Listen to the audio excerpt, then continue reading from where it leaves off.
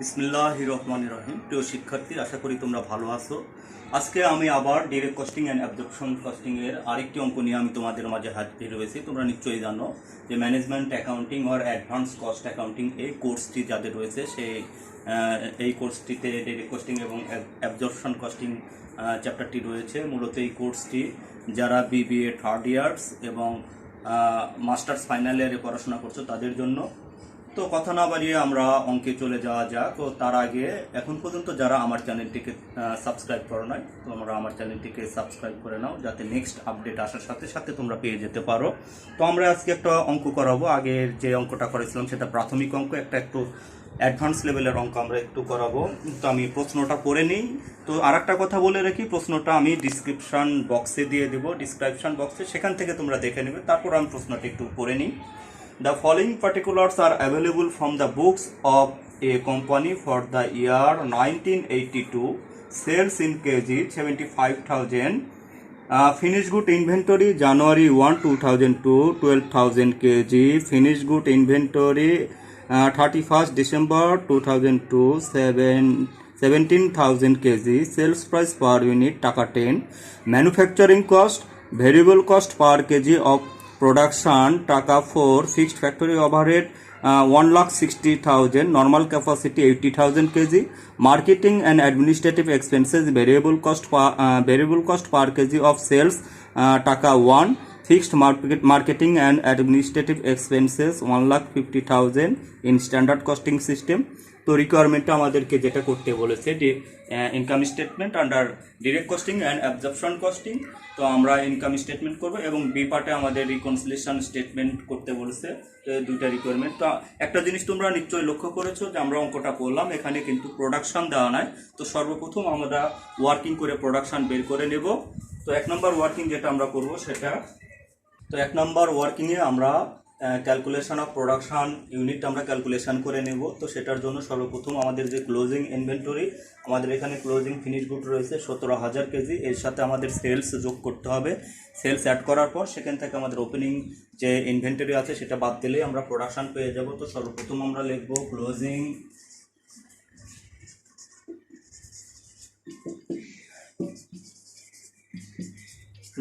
Inventory. তো আমাদের closing inventory আছে 17,000 কেজি, এর সাথে অ্যাড করব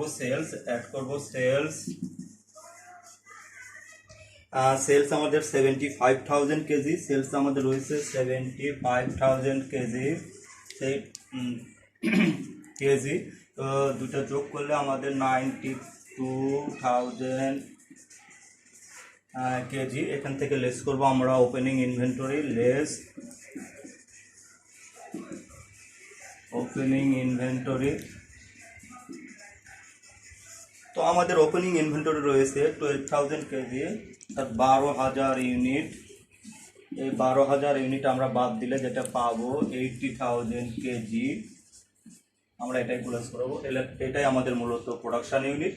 তো আমাদের এক নম্বর ওয়ার্কিং আমরা করলাম। দুই নম্বর যেটা আমাদের করতে হবে, এই অঙ্কে আমাদের variable cost per kg of production 4 টাকা দেওয়া আছে, অর্থাৎ আমাদের যে ডিরেক্ট কস্টিংয়ের যে cost per unit, production cost per unit সেটা দেওয়া আছে। এর সাথে আমরা শুধু fixed factory overhead per unit যোগ করলেই আমরা অ্যাবজর্পশন কস্টিংয়ের প্রোডাকশন কস্ট পেয়ে যাব। তো আমরা 2 নম্বর ওয়ার্কিং করব। তো 2 নম্বর ওয়ার্কিং যেটা আমরা করব সেটি হলো calculation of production cost per unit under absorption costing. তো এটা করার জন্য আমি আগেই বলেছি দেওয়া আছে আমাদের ভেরিয়েবল কস্ট পার কেজি দেওয়া আছে। তো আমরা লিখব variable production cost, variable production cost per KG, এটা আমাদের দেওয়া আছে পার কেজি টাকা 4। এর সাথে আমরা যে ফিক্সড ফ্যাক্টরি ওভারহেড এটা 12 ইউনিট যোগ করব, অ্যাড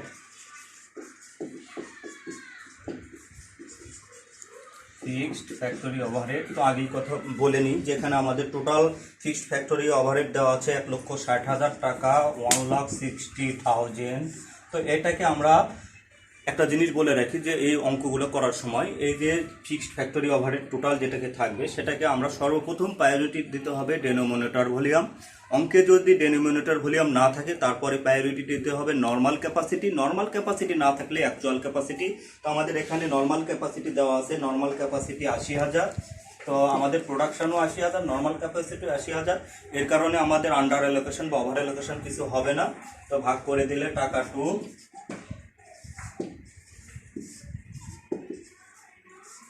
তো আমরা এটা ক্যালকুলেশন করে নিলাম, calculation of production cost per unit under absorption costing. এখন আমরা ইনকাম স্টেটমেন্ট করতে পারবো, আমাদের আর কোনো সমস্যা নাই। এখন আমরা ইনকাম স্টেটমেন্ট করব। তো শিক্ষার্থী, আমরা ইনকাম স্টেটমেন্টের সব করে নিয়েছি। তো আমরা নিশ্চয়ই জানি যে ইনকাম স্টেটমেন্ট করার জন্য সর্বপ্রথম যেটি থাকবে সেটি হলো সেলস। আমাদের অঙ্কে সেলস রয়েছে 75,000 ইউনিট, টাকা 10 পার ইউনিট। তো আমরা দুটো গুণ করে দিলে 7,50,000 সেলস। তো সেলস থেকে নিশ্চয়ই আমি ফর্মেট আগেই দিয়ে দিছি, ফর্মেট অনুযায়ী আমাদের সেলস থেকে কস্ট অফ গুডস সোল্ড বাদ দিয়ে দিতে হবে। তো কস্ট অফ গুডস সোল্ড আমরা বাদ দিয়ে দেবো। তো কস্ট অফ গুডস সোল্ড নির্ধারণ করার জন্য সর্বপ্রথম যেটি দিতে হবে সেটা ওপেনিং ইনভেন্টরি।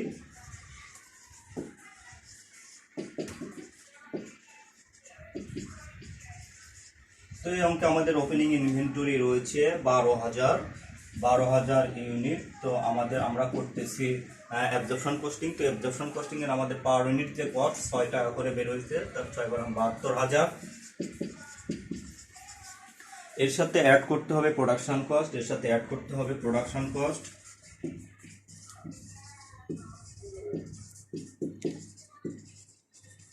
তো প্রোডাকশন আমাদের তো 75,000 গুণন 6 যা হবে সেটা হবে আমাদের 75,000 গুণন 6, 4,50,000। আমরা দুটা যোগ করে দেব 5,22,000। এটাকে আমরা বলবো cost of goods available for sell, অর্থাৎ এই পরিমাণ পণ্য আমরা বিক্রয় করতে পারবো। Cost of goods available for sell. তো এখান থেকে আমরা লেস করব ক্লোজিং ইনভেন্টরি,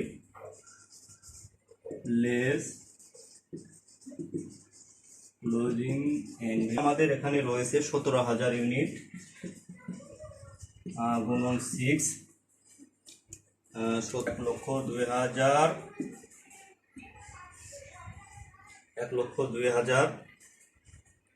মাইনাস 5,22,000। তো যেটা বিয়োগ করলে যেটা বের হইতেছে সেটা 4,20,000, সেটা 4,20,000 ও 4,20,000। এটা আমরা আউটারে দিয়ে দিব 4,20,000 এটা আমরা আউটারে দিয়ে দেব। ওই 7,50,000 থেকে আমরা 4,20,000 আমরা বিয়োগ করে দিব, দিলে যেটা হবে 3,30,000। 3,30,000 এটাকে আমরা বলবো গ্রস প্রফিট,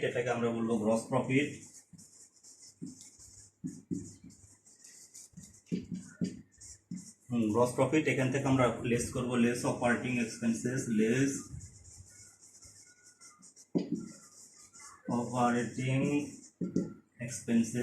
তো অপারেটিং এক্সপেন্সেস তো আমরা নিশ্চয়ই জানি স্টুডেন্ট যে বিক্রয় সংক্রান্ত খরচ এবং অফিস সংক্রান্ত যে খরচগুলো আছে সেগুলো অপারেটিং এক্সপেন্সেস বলা হয়। এই অঙ্কে আমাদের যে রয়েছে variable marketing and administrative expenses, variable marketing and admin expenses. তো ভেরিয়েবল এবং মার্কেটিং অ্যাডমিন এক্সপেন্সেস বলেছে যে যত ইউনিট আমরা বিক্রয় করব প্রতি ইউনিটে 1 টাকা করে variable cost per kg of sales 1। তো আমরা এখানে সেলস করেছি 75,000, তো 75,000 গুণন 1 মানে 75,000 টাকায় আমরা এটা মিডিলের কলামে দিব। এরপরে লিখবো fixed marketing and administrative expenses, fixed marketing and admin expenses. তো fixed marketing and administrative expenses রয়েছে 1,50,000, 1,50,000 আমরা দুটো যোগ করে আউটারে দিয়ে দেব। তো 1,50,000 যোগ 75,000 2,25,000। 2,25,000। তো 2,25,000 আমরা 3,30,000 থেকে বিয়োগ করে দেব 3,30,000। তো শিক্ষার্থী একটা জিনিস তোমরা খেয়াল করবে, আমরা ভুলে যে প্রোডাকশন ছিল, প্রোডাকশন আমাদের 80,000 আমরা বের করে নিয়েছি, তো ভুলে আমরা 75,000 দিয়ে দিয়েছিলাম, যার কারণে এখানে একটু মিস্টেক হয়েছে, সেটা একটু দেখে নিবে।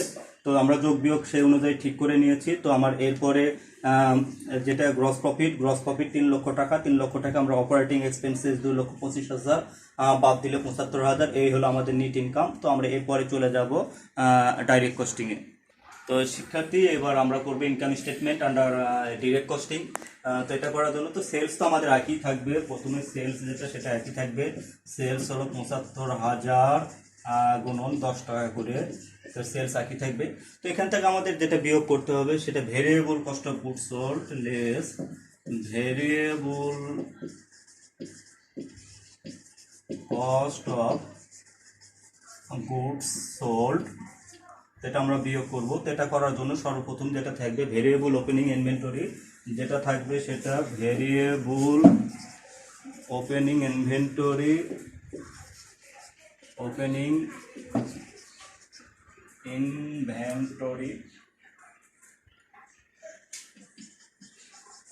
তো আমাদের ওপেনিং ইনভেন্টরি তো আমরা জানি 12,000। তো এখানে 4 টাকা করে, তাহলে 4 বারাং 48,000 হবে।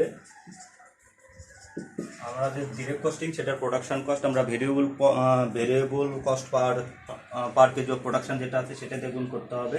তো অ্যাড করতে হবে ভেরিয়েবল কস্ট অফ প্রোডাকশন, এর সাথে অ্যাড করতে হবে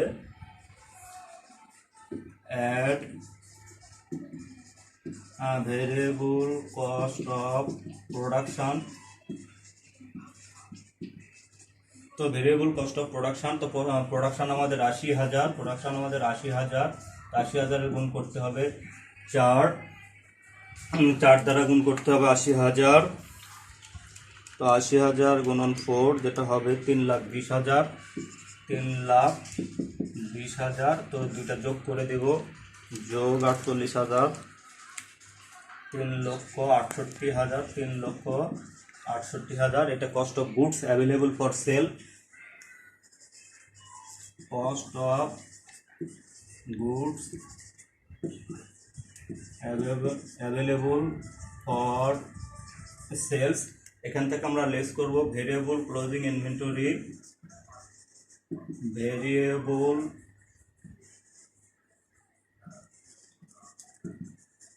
closing inventory, variable closing inventory. তো আমাদের ক্লোজিং ইনভেন্টরি 17,000 গুণন 4, 17,000 ছিল, 4 টাকা করে, 4 টাকা করে আমরা গুণ করব 68,000। তো 68,000 বিয়োগ করে আমরা আউটারে দিয়ে দেব, তাহলে 3 লক্ষ বিয়োগ করলে যেটা থাকবে 4,50,000, 4,50,000। এটাকে আমরা বলবো গ্রস কন্ট্রিবিউশন মার্জিন। গ্রস আমরা সংক্ষেপে লিখলাম সিএম, কন্ট্রিবিউশন মার্জিন। এখান থেকে আমাদের বাদ দিতে হবে less variable selling and administrative expenses, less variable selling and admin expenses. তো যেটা variable selling and administrative expenses সেটা বলছি সেলসের উপর 1 টাকা করে, আমরা যত ইউনিট সেলস করব, আমরা সেলস করছি 75,000 গুণন 1 টাকা করে 75,000। তো 75,000 বিয়োগ করে দিব 4,50,000 থেকে, 4,50,000 মাইনাস 75,000 যেটা হবে 3,75,000, 3,75,000। এটা নিট সিএম, এটাকে আমরা বলবো net CM, net contribution margin. এখান থেকে যত ফিক্সড কস্ট আছে সবগুলো লেস করে দিতে হবে, less fixed cost, less fixed cost, যত ধরনের ফিক্সড আছে সব বাদ দিয়ে দিতে হবে। তো প্রথমে আমরা দেব ফিক্সড ফ্যাক্টরি ওভারহেড, তো আমাদের fixed factory overhead 1,60,000, fixed overhead factory overhead 1,60,000। 60,000, 1,60,000। আর আমাদের যে ফিক্সড যেটা আছে, fixed marketing and administrative expenses 1,50,000, fixed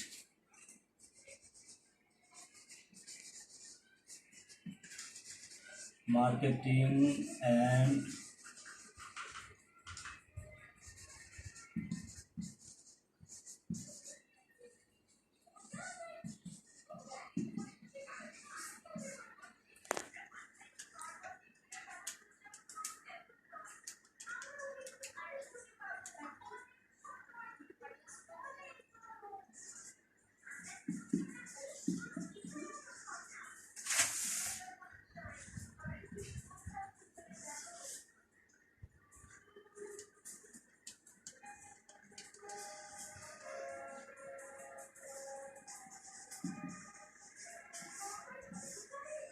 এটা নিট যেটা বের হবে সেটা NEET income.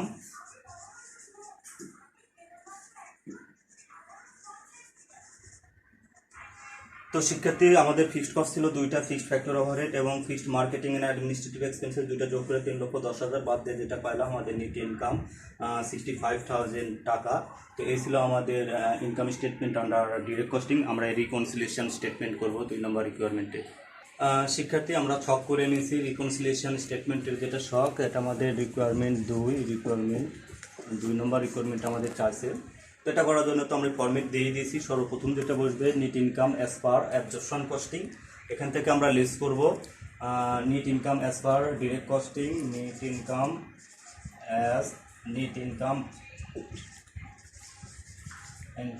As per direct costing. তো আমাদের ডিরেক্ট কস্টিংয়ের যেটা নেট ইনকাম বের হয়েছে সেটা 65,000। তো যেটা ডিফারেন্স করলে, যেটা লেস করলে 10,000, এটাকে আমরা বলবো ডিফারেন্স ইন নেট ইনকাম। এটার নাম দেবো আমরা difference in net income, difference in net income. তো এরপরে যেটা শিরোনাম দিতে হবে সেটা difference in inventory, difference in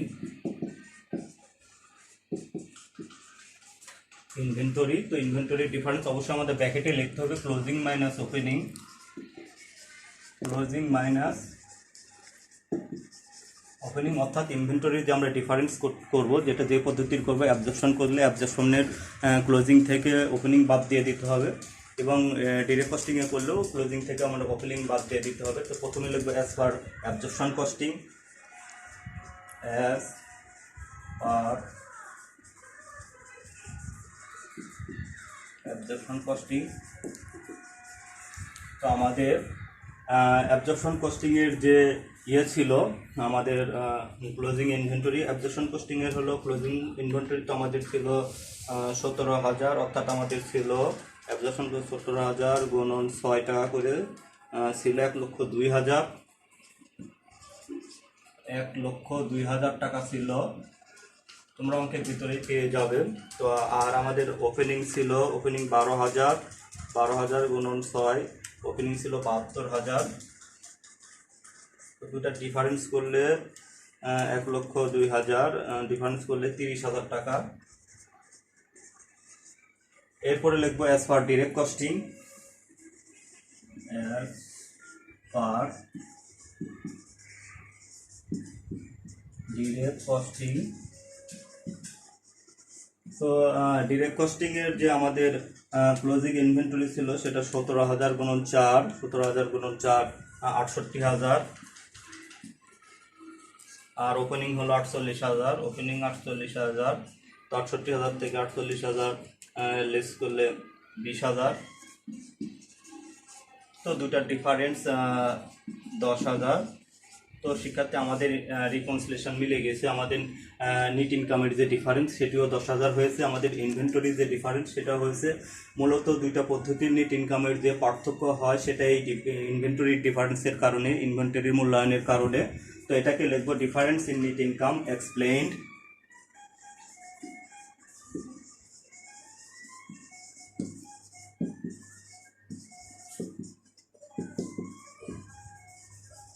income explain